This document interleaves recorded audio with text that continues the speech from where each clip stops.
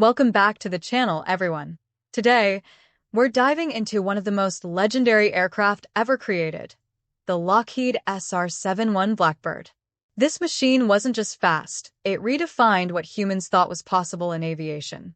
And trust me, the inside story is even more incredible than the speed.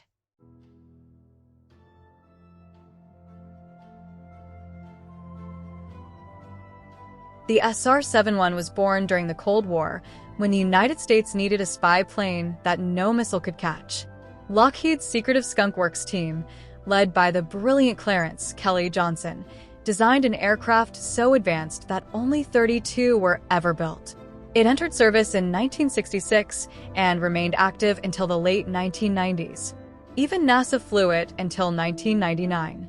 This wasn't just a plane, it was a black project built in silence, using titanium sourced covertly from the Soviet Union, the very country it was designed to spy on.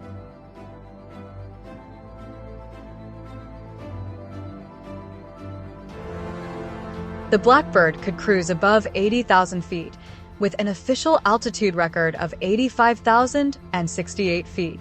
That's nearly twice as high as modern airliners.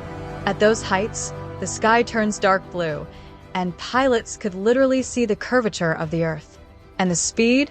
Over Mach 3, more than 3,500 kilometers per hour. At that velocity, the aircraft's skin heated to over 600 degrees Fahrenheit, which is why it had to be built mostly from titanium.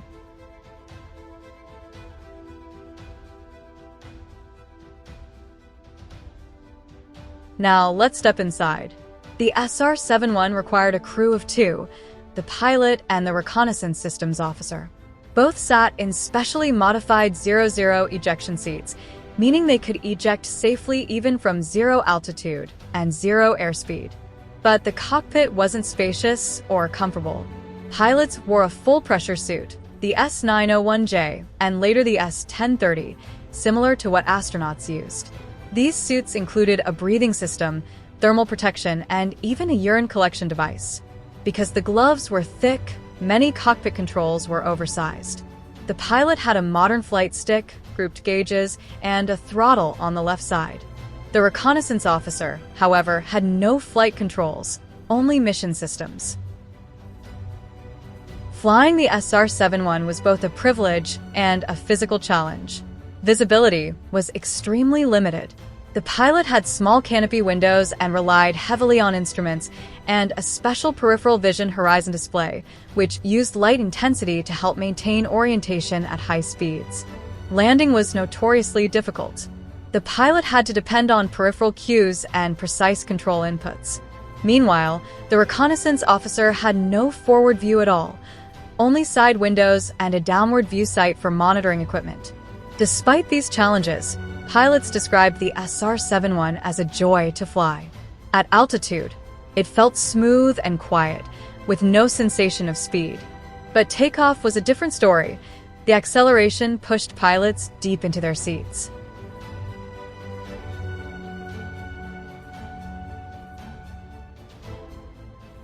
The SR-71's missions were long and demanding.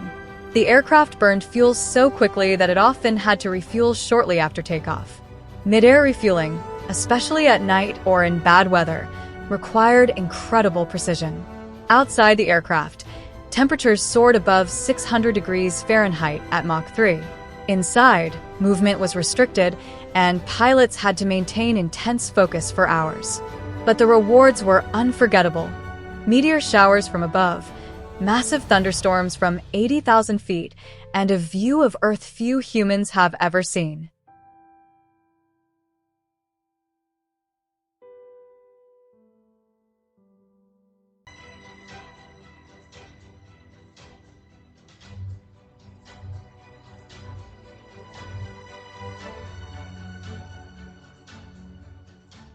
The SR-71 was retired as the Cold War ended and budgets tightened.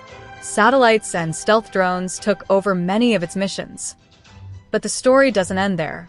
Lockheed Skunk Works has been developing a rumored successor, the SR-72, son of Blackbird, expected to reach Mach 6 and operate without a pilot.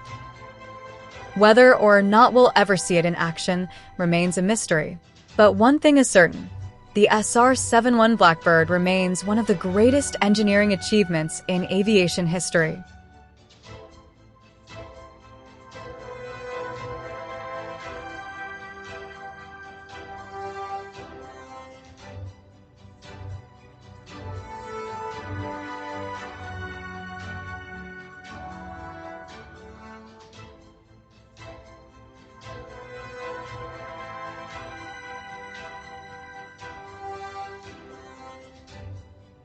If you enjoyed this deep dive into the SR-71 Blackbird, make sure to like, subscribe, and drop a comment about which legendary aircraft you want me to cover next.